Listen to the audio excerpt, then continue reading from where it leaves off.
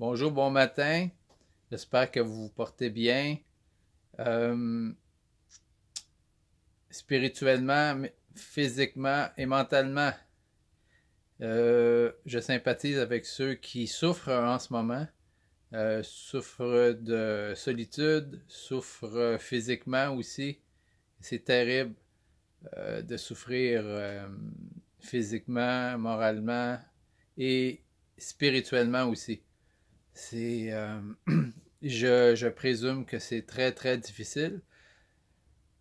J'ai la bonne fortune, comme on dit, de ne pas avoir ces mots dans ma vie. Euh, je pense que la pire souffrance, c'est la souffrance morale, la souffrance spirituelle, si on veut, où notre conscience nous dérange et où on a de la misère à vivre avec soi-même. Ça doit être assez terrible. Et petite solution à ça, bien facile, mes amis. Si vous voulez vous donner la peine de le faire, notre Père qui es aux cieux, pardonne-nous nos offenses, comme nous pardonnons à ceux qui nous ont offensés. Adressez-vous à Dieu. Adressez-vous à Dieu. Demandez à Dieu pardon. Que Dieu vous montre, que Dieu vous efface vos fautes. Humiliez-vous devant Dieu. Excusez. Humiliez-vous devant Dieu et Dieu vous élèvera. C'est ça que la Bible a dit. Humiliez-vous devant lui et il vous élèvera. Il n'est pas là pour vous écraser. Dieu est là pour vous élever. C'est vous qui devez vous, vous humilier devant lui. Vous prosterner devant lui. Est-ce que si vous voyez le premier ministre ou la reine d'Angleterre ou peu importe des gens haut placés de ce monde, est-ce que vous allez avoir un air supérieur à côté de ces personnes-là? Par respect, vous allez être humble et Dieu, qui est le Dieu de l'univers, Dieu de toute la création, on se doit avoir une attitude d'humilité. D'humilité face à la grandeur, face à la puissance, puis face à la sainteté de Dieu, la perfection de Dieu versus nos faiblesses, versus en anglais, il dit shortcomings. On est loin d'être parfait, on est loin mais Dieu est miséricordieux. Dieu est patient avec nous. Et si nous nous approchons de lui, il s'approchera de nous. Et si nous demandons pardon, si nous avons quelque chose sur la conscience, il est fidèle et juste pour nous pardonner, pour nous purifier de toutes nos fautes, de tous nos péchés, à cause du sang de Jésus. C'était même pas mon sujet que je voulais adresser aujourd'hui, mais j'espère que ça apporte quelque chose à quelqu'un à ce niveau-là, pour que vous soyez soulagés dans votre cœur. Si vous avez un cœur lourd, si vous avez une conscience lourde, si vous avez quelque chose qui vous dérange dans votre cœur, adressez-vous à Dieu. Dieu va vous soulager. Dieu va vous soulager de vos fardeaux. Venez à moi, vous tous qui êtes fatigués et... C'est quoi donc le verset donc? Venez à moi, vous tous qui êtes chargés et fatigués, et je vous donnerai du repos, dit Jésus. Venez à moi, vous qui êtes chargés et fatigués, et je vous donnerai du repos, dit Jésus. Car mon fardeau est doux et mon fardeau est léger et il est doux. Excusez-moi, je ne me rappelle pas de tout le verset par cœur. Mais l'idée est que le fardeau que Jésus nous donne est léger comparativement au fardeau que l'on doit porter soi-même si nous n'avons pas Dieu qui porte les fardeaux pour nous.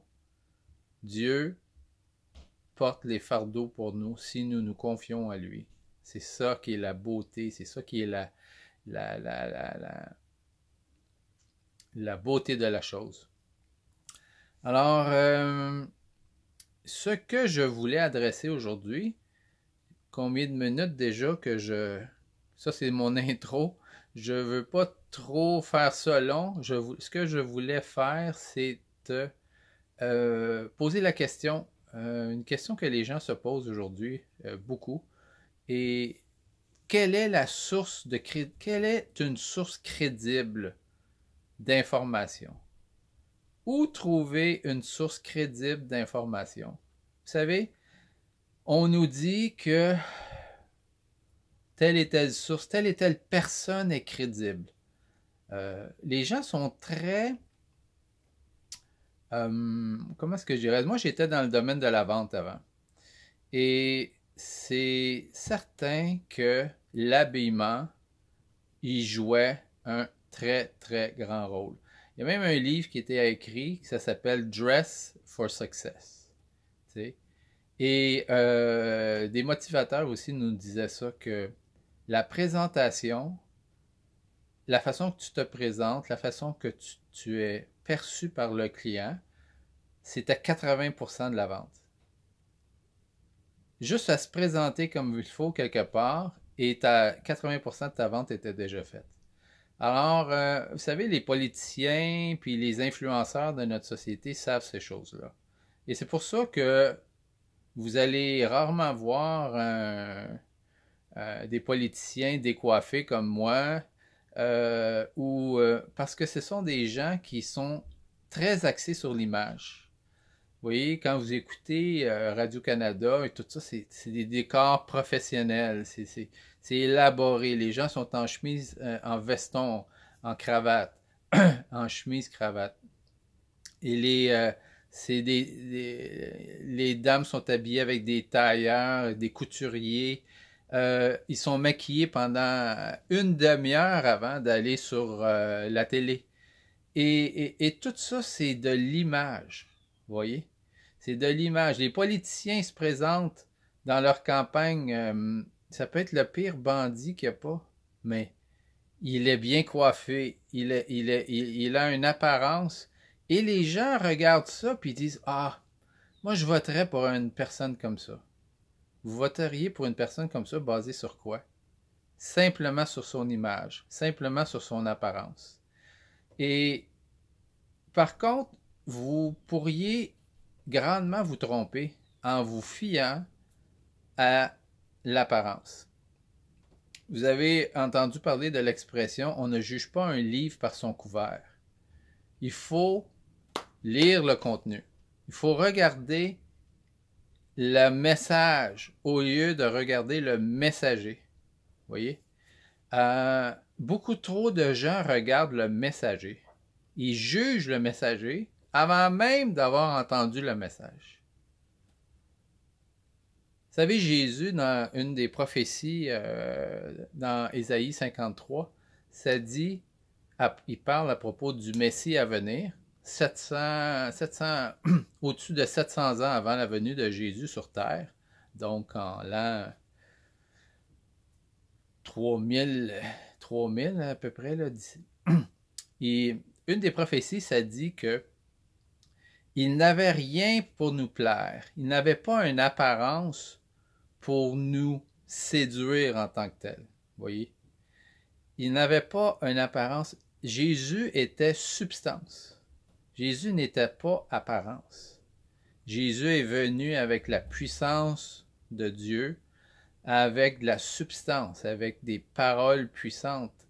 Et si les gens, beaucoup de gens l'ont jugé sur son apparence, voyez-vous, parce qu'il n'était pas d'une classe supérieure, il n'était pas issu de la nobilité, il n'était pas issu d'une famille classe, il était un charpentier, hein, d'un village Nazareth. Et beaucoup de gens l'ont jugé à cause de ça. Pourtant, il était le Fils de Dieu. Pourtant, il était Fils de Dieu. Et qui il a rejoint le plus? Ce sont des gens comme lui. Des gens qui n'étaient pas des gens haut placés, qui n'étaient pas classe. Et je vous invite à faire la même chose. De ne pas regarder, ne pas être influencé par les gens haut placés. nécessairement. Parce que c'est pas parce que quelqu'un est haut placé qu'il parle de vérité, qu'il est digne de confiance. Vous devriez regarder la substance. Qu'est-ce qu'il a à dire? Qu'est-ce qu'il croit? D'où prend-il ses sources d'information? Et c'était ça pas mal mon message de ce matin. Ne vous fiez pas à l'apparence. Ne vous fiez pas à l'apparence. Fiez-vous au contenu. Que Dieu vous bénisse, que Dieu vous dirige, qu'il vous conduise, qu'il vous guide et qui rende votre vie plus facile dans ces temps plutôt spéciaux. Et que vous soyez prêts pour qu'est-ce qui s'en vient. Soyez bénis.